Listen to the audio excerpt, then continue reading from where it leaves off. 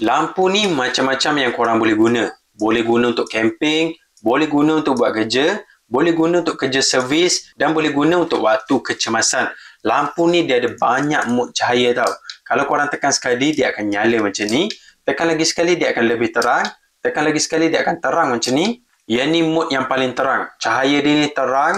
Kalau korang nak guna untuk kerja, memang sangat function.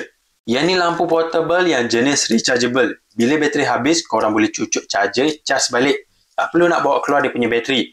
Cucuk je dekat port bahagian sini. USB jenis Type-C.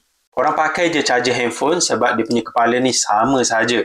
Lampu ni sebenarnya dia ada banyak cara untuk gantung. Kalau korang buka dia punya kaki ni, boleh gantung je dekat mana-mana. Dan dekat dia punya kaki ni, dia ada satu tempat untuk gantung cakup macam ni. Mudah untuk gantung juga macam ni. Dia punya cakuk ni yang jenis tersembunyi macam ni. Bila tutup macam ni, dia akan terus rapat macam ni. Dan dekat dia punya kaki ni, korang boleh cucuk juga dekat tripod. Cucuk macam ni, boleh guna untuk buat kerja. Dan korang boleh adjust dia punya angle macam ni. Dan dia punya kaki ni, korang boleh juga jadikan lampu meja. Letak je macam ni. Angle dia ni pula boleh adjust macam ni. Bagi ngam-ngam suluh dengan tempat yang korang buat kerja. Dan yang last, dia punya mounting ni, dia ada dua magnet dekat bahagian sini. Mudah untuk korang lekatkan dekat besi.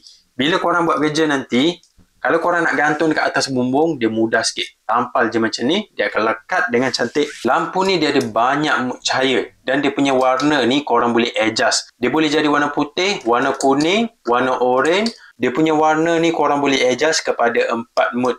Sebab dekat bahagian dalam dia ni, dia ada campuran LED warna putih dan LED warna orange. Jadi cahaya dia ni boleh adjust. Jenis lampu ni dia pakai diffuser macam ni tau. Jadi cahaya dia ni lebih soft. Kalau banding dengan lampu yang sebelah sini, yang ni cahaya dia lebih terang. Cuma cahaya dia tu lebih tajam. Sebab LED dia ni direct macam ni. Kalau korang nak guna untuk suluh muka, pakai lampu yang ada diffuser macam ni. Barulah tak sakit sangat mata. Yang ni jenis cahaya dia tu lebih soft. Lebih lembut. Kalau nak guna untuk camping, korang perlukan lampu untuk suluh dekat muka, pakai lampu macam ni. Jadi kalau korang nak cari lampu yang boleh guna untuk macam-macam, banyak tempat untuk gantung, boleh bawa pergi camping, boleh guna untuk kerja dan macam-macam lagi, korang boleh cek lampu macam ni. Jenis rechargeable, bila bateri habis, korang boleh cas. Jadi lampu ni korang boleh cek dekat link video.